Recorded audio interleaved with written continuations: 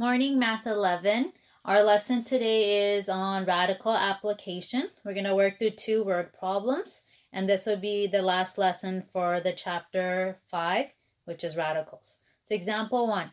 Kinetic energy, EK in joules, of a moving object can be represented by the formula EK is equal to 1/2 mv squared, where m is the mass in kilograms and v is the velocity in meters per second. If 1,000 kilogram car has 12,960 joules of energy, what is the car's speed? So what I did was I highlighted some key important ideas. The formula is really important. And then we need to know what each variable stands for. So EK is in joules, M is your mass in kilograms, and V is your velocity in meters per second. So in this particular question, they want us to find the car's speed, and they give us the kinetic energy.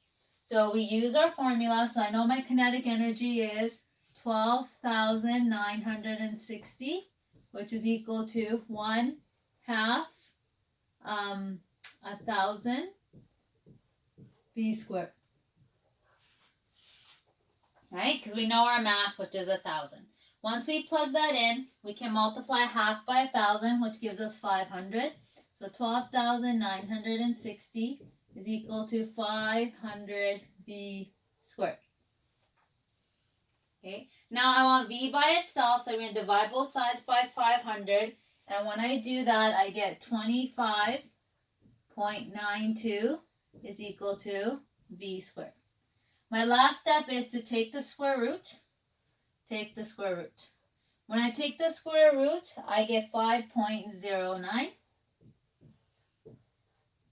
And I'm looking for speed, so it's meters per second. And that is my final answer. In this particular scenario, I don't look at the negative part, because when you take the square root, you get positive and negative, because velocity has to be positive.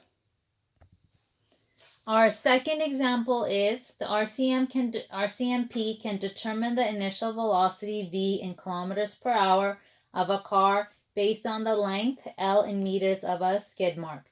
The formula v is equal to 12.6, the square root of L plus 8, models the scenario. What length of the skid mark is expected if a car is traveling 70 kilometers per hour when the brakes were applied? So if we look in our formula, we don't know what v and L is. In this case, they're giving us the velocity and they're asking us to find the length. So our first step is to plug in the information we know. So I know 70 is equal to 12.6, the square root of L plus 8. So my first step is to bring the 8 over, which gives me 62, is equal to 12.6 square root of L. My next step is to divide both sides by 12.6, which gives me 4.9, is equal to the square root of L. In order to get rid of a radical, I have to square both sides. So I have to square this side, and I also have to square this side, which gives me 24.01, and that's equal to my L. So my skid mark is going to be 24.01 meters if I'm going at a speed of 70 kilometers and I slam on my brakes. So this is the last example. This ends our chapter on radicals.